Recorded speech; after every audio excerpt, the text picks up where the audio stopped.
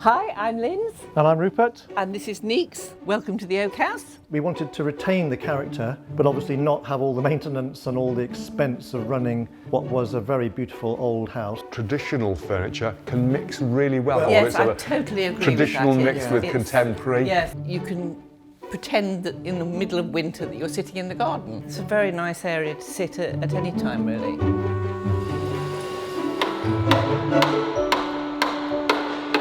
Today we're visiting Rupert and Lindsay, who have built their home in their rear garden. They're going to give us a guided tour of their lovely new oak framed house.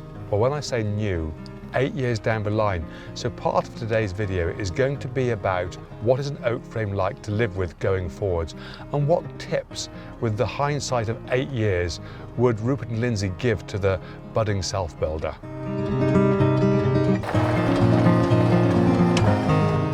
Lindsay. Tim, lovely to see you. Good to see you, Rupert. Hello Tim, nice to see you again. House Welcome. is looking fantastic. Remind me, how many years? It's 8 years now, I can't believe how fast it's gone, and there's a real backstory to it as well. Well, shall we go and let's find out? Tell me all about it.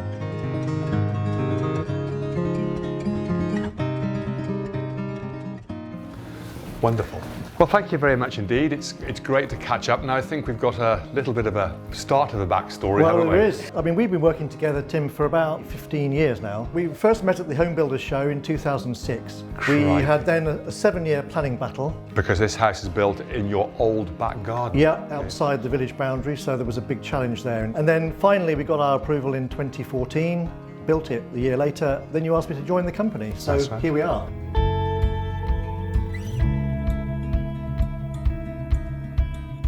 So really the start of a story, let's just remind ourselves, what size is the house? The house is just under 3,000 square feet. We've got 3 decent bedroom suites as well within that. One downstairs, we wanted to future-proof it for our own retirement years. We did have 4 bedrooms in here to look after the family and the kids. Time we got to do planning for the second time, or third time actually, 7 years later they'd flown the nest. So we decided to downsize the number of bedrooms. The house we moved from was significantly bigger, oak framed, built in 1650. Yes. When the kids had left home, we were rattling around in probably living in 3 rooms. It was very expensive to keep heated. We had an acre of land with the previous house. We took half of that away, and now we live within that other half an acre, and it's just the right size garden for this size house. What are the maintenance challenges with an oak frame, if there are any? In the old house, the walls were actually between the oak frames, so the panels were between the oak? Yes, you can see outside. Yes. Where the insulation was, which was very skinny, between the oak frame. We wanted to retain the character, but obviously not have all the maintenance and all the expense of running what was a very beautiful old house. We used to build the traditional oak frame with an insulated panel between the oak, but as we know, oak does shrink and move, and that's what we're going to be talking about today. We would gain sort of little gaps, which we could seal, but it was a constant maintenance challenge. And with the newer designs, we're really designing the oak frame post and beam, as we can see here, and then the super insulated panel system running around the outside, creating this seal like a tea cozy around the house, and then no drafts. Yeah, that works perfectly because there's no draft in this house at all.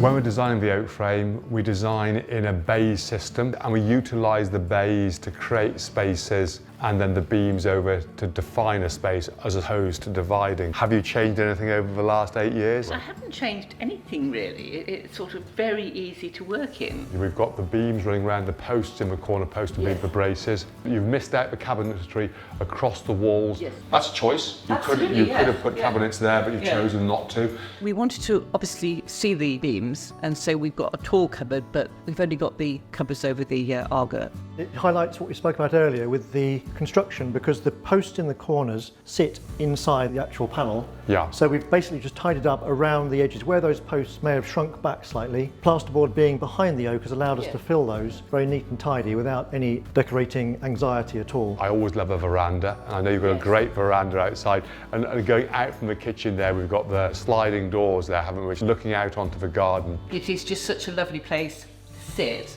but the part of the kitchen. How your desk sits just between the posts there, and it creates a lovely little study. We actually asked the designer if they could retain that gap Yes. for that purpose. Yeah. And they were able to move that post only a few inches in order for us to fit that in. So that's the great part of bespoke design. Yeah. And you have mechanical ventilation on your Yes. home? Yes. Last year we had a very hot summer. It was nice to keep the house closed down because the heat outside was so hot. The ventilation system did its thing.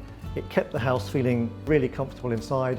Mechanical ventilation does that. And it's very nice, fresh air. When you think of a traditional house, if you choose not to have the mechanical ventilation, you've got the trickle vents on the windows. Yes.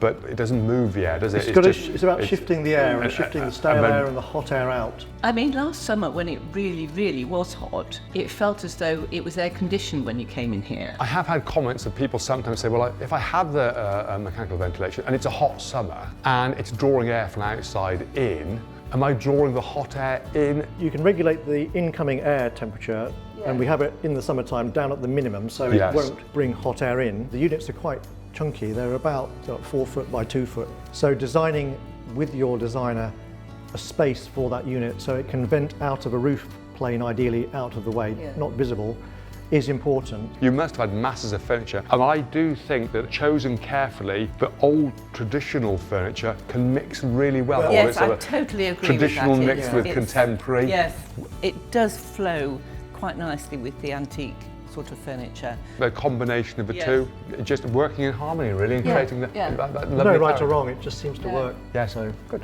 So we'd spoken about post and beam being open plan, but there are areas where you would prefer to close in. And Yeah, on the sitting room we wanted to create more of a sense of enclosure. So we actually put some stud walls in either side of this structural opening with the oak frame, and that creates a nice sort of cosy environment in there. so we moved through to the sitting room. This room shows quite clearly the difference between the external walls where you've got the oak sitting inside, so the cassettes are on the outside, and it creates a nice shadow gap behind the oak posts around the corner. And also the difference is where you've got an internal wall where the stud work goes in between the oak frame, and you have to then butt up the plasterboard to the oak frame. And that's a different decorating challenge, but again, easily resolved. It just needs time for the oak to settle. You've got the filler going in as opposed to when the plasterboard moves behind the oak, it's easy to fill onto, but you could, when you're butting, you just got to fill in the gap, haven't Yeah, you? a you've got little to bit? fill the gap first with some adhesive or whatever, then you can then sand it down and obviously then put the plasterboard. Oak takes a year, an inch to dry out.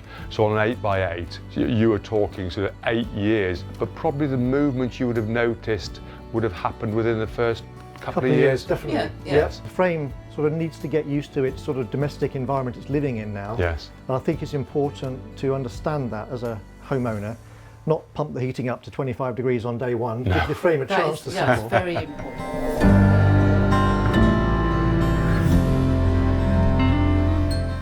Earlier, you mentioned future-proofing. So as I understand, this room was a different design originally. This was going to be another sitting room for us Downstairs. downstairs, and then a conventional ceiling and a bedroom above. And what we've actually gone for now, or changed to, is a bedroom downstairs. Lovely large dressing area, gorgeous ensuite area. And also in this room, as we haven't got the bedroom above, we changed to have a beautiful truss with an arch brace. The vault in this room is amazing, but also the decoration. This room hasn't been decorated in 8 years, 8 years. so it's pretty much as it was built. So in design, I always say the best looking part of any oak frame is the roof structure. And I quite often say that when you're designing your home, if you can design a sunroom, a single story coming out of the house works really well. But what we've got here though is creating that same effect, but with double height. Absolutely beautiful space here. And what do you call the room?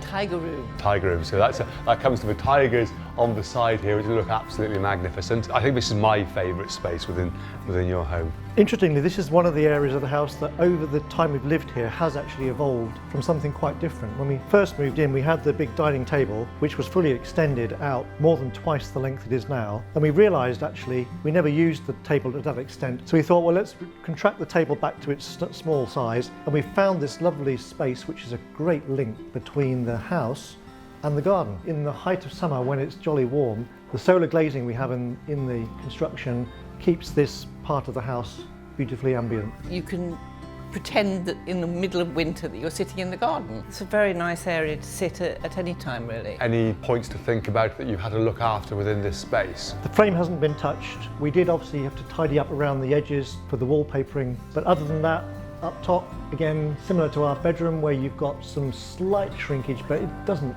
really impact from down here. So nothing's happened. This is as it was 8 years ago.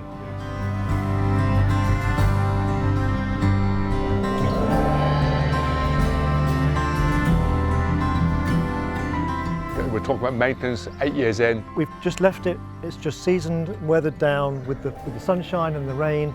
This is the prevailing end of the house that gets all the weather, and it's literally, as you see it on that gable, is exactly 8 years down the line. 8 years, silvery grey. It's the sunshine that makes it so inside it will stay the natural colour. Externally, with the sunlight, it will go silvery grey. Thank you very much for the guided tour. It's been great fun. And any tips for people considering self-building? Tips about living with your oak frame going forwards? For me, the important thing is to invest in the fabric of the house. Make sure you can get as good a airtight, insulated envelope around the oak frame if you're going to go down oak frame. That to me has made the difference with this particular project. We've thoroughly enjoyed living here. It's so easy to live in, able to keep it cool in the summer and nice and cosy in the winter time. So I think invest in the fabric of the building is my top tip. But I would say there are so many decisions to make that you should try and do your research, make your decision and stick with it as well as you can, because there's always new things coming out. Sometimes you can almost have too many choices, can't you? So really it is trying to pick your direction of which you're choosing to go. It will make the building process much smoother once you've chosen it. Patience is important with decorating. We were guilty maybe of trying to fill in any obvious gaps that arose early on. In that first year, year and a or half, so, just give tempting. the frame time to settle. Let it settle. It will settle. There'll be some movement. It's quite natural. It's nothing to worry about. Spend a little bit of time living with it and let the frame live with you. Once the time comes in a couple of 3 years' time, start to tidy up around the edges. But I say it's a patience game, really. I hope you've enjoyed today's visit to Rupert and Lindsay's home, 8 years further on from construction. We are going to make many more inspirational videos going forward to help you on your self-build journey. Like and subscribe to the channel, and please leave us a comment. They mean so much to us.